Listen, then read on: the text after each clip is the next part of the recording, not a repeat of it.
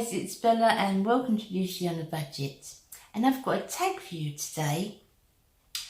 I was tagged by my beautiful friend Susan, little poet, and I couldn't possibly refuse it. Of course, I could never refuse Susan anything. And the tag is my unpopular opinions on makeup for the mature woman. So these are unpopular opinions. So before I start the tag, I just want to say these are just my opinions. I want to be as honest as I possibly can. And I certainly don't want to upset anybody. I'm sure some of my answers will be unpopular with people. But every answer is just what I see and what I find. And what works and doesn't work for me. So, I just certainly don't want to upset anybody or tread on anybody's toes, but I wanted to do the tag for Susan because she was brave enough to do it, so I'm going to try. So, let's start. So, question number 1. I've got them written down here, guys. A popular product that everyone likes that you don't like. Most definitely tart shape tape. I've tried it different ways. I've tried it with a blender. I've tried it with a concealer brush, with my fingers. It just completely cakes. I've put it on very, very thin. It just doesn't work for my skin. It's too heavy for my skin. I think it's something I could have worn when I was younger, if I was, covering any marks or anything on my face. But if I'm concealing dark circles and putting it this far up to my eyes, no, I can't in any way, shape or form get tart shape tape to work. So that's the one that I would say. Number 2, a product that's been disliked but you love. This was a hard one. I couldn't really think that there has been too much, because normally, my fellow content creators are normally right, and if something is that bad, it normally is that bad. But the one thing that I think there was a bit of controversy over, and a lot of people weren't very happy with, was the Revolution palette by Emily Noel, called the Needs palette, and there was the Wants palette. Now, as far as I know, and I don't really delve into these things to be perfectly honest, but as far as I know, the Revolution have said that half of the batch, or some of the batch that they first put out, was a faulty consistency. Okay, fair enough. That's certainly not Emily's fault. And, they've said that can be replaced and so forth. Now, I can only speak for myself because I've got the palettes and I think they're absolutely wonderful. I find no problem blending. I find no problem with pigmentation. And I just... I think the people who don't like it, I think they must have got hold of the bad batch maybe, or the one that wasn't put together properly. I'm not sure. But I know there's been a lot of criticism about it. And honestly, I just find it lovely. I can work with both of them great. I really can. So that's that one. Number 3. Are expensive palettes worth it? Now, yes and no. It all depends on the palettes. I can say that not every Urban Decay palette works for me. No, not every Urban Decay palette. Some of them do and some of them just don't. But they're not all Revolution works for me, most of it, as most of Urban Decay does. So you've got the high end and the drugstore in there, and Urban Decay sometimes works, sometimes don't. Revolution most of the time works, sometimes doesn't.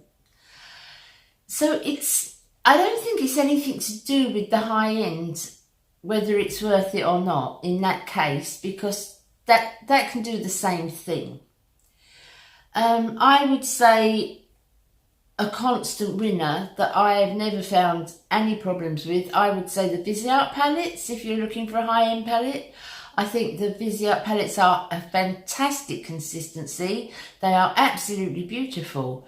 But then the Wet n Wild Iconic palettes are absolutely beautiful as well. And I've never failed with Wet n Wild Iconic palettes. I've never failed getting that really high-end equivalent, you know, in a powder. I think they're wonderful. So are they worth it? Yes and no. It's all according, if you can get an equivalent that does the same or better, then no. But if you can't get an equivalent that does the same or better, then yes. So this is a bit of a tricky question, and as normal, I've gone round the houses. What's the next question? A popular brand that you don't like. I know I'm going to... Nice answers, guys. Nice comments, please. Personally, the brand that I cannot get on board with is Estee Lauder. I think everything I've used by Estee Lauder, for me, always seems too heavy. For the type of makeup that I like, I find it too heavy. The Double Wear Light was quite nice. I quite liked that. I wouldn't say I'd rush back and buy it, but the Double Wear Light was nice. The actual Double Wear was too heavy for my skin. Beautiful coverage, yes, but too heavy for my skin. And all of them, I find the lipsticks very thick. I find the shadows very dense. I just, for me, yeah, I just don't want to upset anyone. But for me, Estee Lauder is not a make I'd go to, really. A trend that you can't get on board with. Oh dear, I know I'm going to upset people now. Now, this is just my opinion, okay? I can't get hold of the idea of derma rolling. Now, I've seen the results. I know it works. I've seen the results, and not through advertisements or through any company, but through my fellow YouTubers who I can see absolute results with, that it's made a heck of a difference using the derma roller. It's the sheer idea of it that I think gets to me. You know what it reminds me of? They always remind me of when I see them. Do you remember when we were young? Or some of you still probably are young. There used to be musical boxes. You used to have a musical box, maybe a little ballerina turning round or something like that, little jewellery box. And if you look at the workings of the jewellery box, there used to be a little thing like a little piano with different notes, and then a barrel that would turn round. And there were spikes on the barrel, and as the barrel turned round, it hit the certain keys, and that's how you got the tune from the musical box. Well, every time I see it, it always reminds me of the barrel in the musical box. I know I'm going to get some feedback on this one. But like I said, I know it works for some because I have seen the results. I just cannot get on board with the idea of, I definitely think you should exfoliate. I definitely think you should get that top layer of skin off. I definitely think you should take it off so you can get as much product into your skin as you can, which you won't be able to do otherwise. I don't think there's ever enough said about the acid mantle and the top layer of your skin and what it does. But that's for another video. But for me, it doesn't. I just don't like the idea of it. I haven't tried it, but I know three of, you know, the ladies that I absolutely adore on here that use it on a regular basis, and they are just cracking. So, yeah, I know it works. It's just the idea of it. I just can't go with the idea of it. Okay. A trend that you didn't like, but you do now. I never got hold of cleansing with oil. I thought, how can you possibly cleanse with oil? I mean, you're trying to clean the oil and the dirt and the grease off your face, so you're not going to do that with oil. And I didn't quite come to terms with that. I couldn't quite understand it. But I did. I started using coconut oil to take my makeup off. And now I love it. Now I just wouldn't do anything else. I do double cleanse, and I so perfectly understand, you know, the reason behind double cleansing and what breaks what up and what takes what off the face, and I just completely understand it now because I looked into it and I've studied it a lot. I've done a video on it as well too. I'll link that for you. But yeah, it was something that I didn't really understand. It was like, how can you cleanse with oil, you know? But no, now I do, and I love it. So yeah, that's something I do now. Okay, highlighter. Can you overdo it? Absolutely. Particularly when you're mature, particularly. I've got highlighter on now. It's just there. And just here. And it's very subtle and I love it. I love using highlighter. I try to go for the minky tones, the peachy tones, neutral tones. I try to avoid anything with that blue moonshine kind of look about it. I think the younger ones can look great. I think younger ones can overdo it. Yes, I do.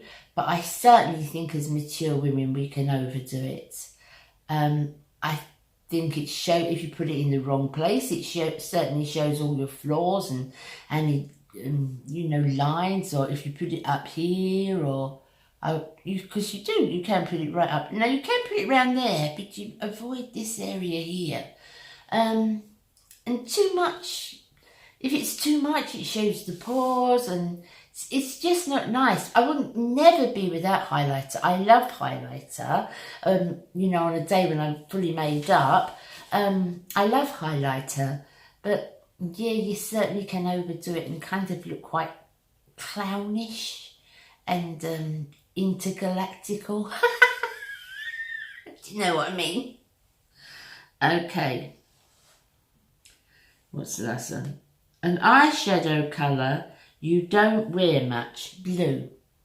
Now, I've got blue-grey eyes, more grey really, but I do put an accent on sometimes. I will put a little accent here or maybe in the centre of a blue shade, but it's normally would be navy. Actual blue eyeshadow, I just cannot get to work for me at all. Green, I can wear a lot of the greens. And the other colours, lilac and violet, I love those colours. I love the plums. But blue, actual blue, I just can't get to work for me. And I've had so many high-end and drugstore, and I just can't get them to work for me. So blue, I say. A product that doesn't get enough love.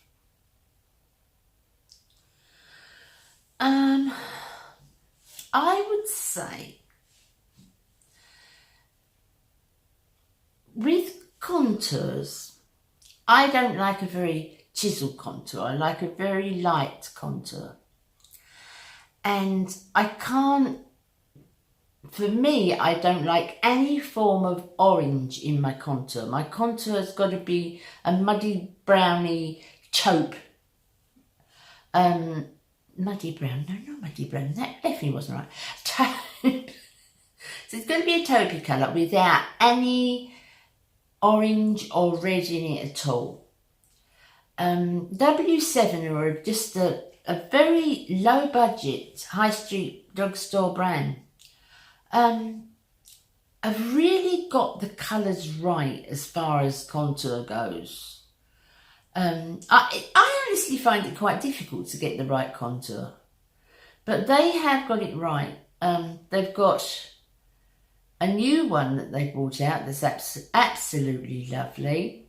They've got one, a trio, a palette that's got a highlight which is absolutely no good at all, a blush that's not bad, but the contour is worth the palette because it's just that perfect tone. And I found that although W7 are that very budget range, that perfect tone that I'm looking for, they have got. I just like that deep taupe. I don't like any form of orange or coppery or anything like that. In bronzes, yes, but if something is absolutely meant for a contouring, I think it should be a contouring shade. I don't think many bronzers can take contouring. I think they are just too bronzy. So the next one is one I was also going to plead the fifth on, but I thought, no, that's just being a coward.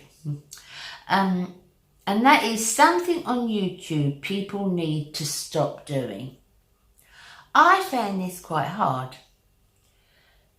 for the sheer fact that I don't think I've got any right to tell anybody to stop doing anything. The way they run their channel, the way my fellow YouTubers run their channel is entirely their business, and their content and their subscribers and their friends they've built up because they like their content. And that, why on earth should I say to somebody stop doing something? I've got no right to. I'm sure a lot of people say, oh, better stop that mumbling on like I normally do, but that's me. Hey, that's me. And my subscribers understand me. So, no, I've got no right. If I could say anything, let's see the question again, something on YouTube people need to stop doing. This is more, and I mean this in a loving way. I don't mean this in a harsh way or what I think's right or wrong or anything like that. I'm genuinely meaning this in a loving way.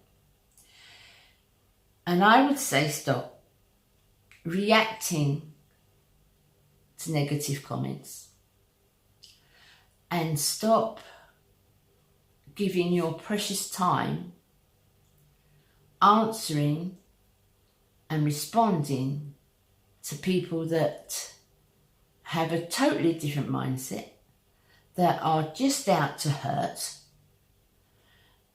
You certainly never have to justify yourself to those people.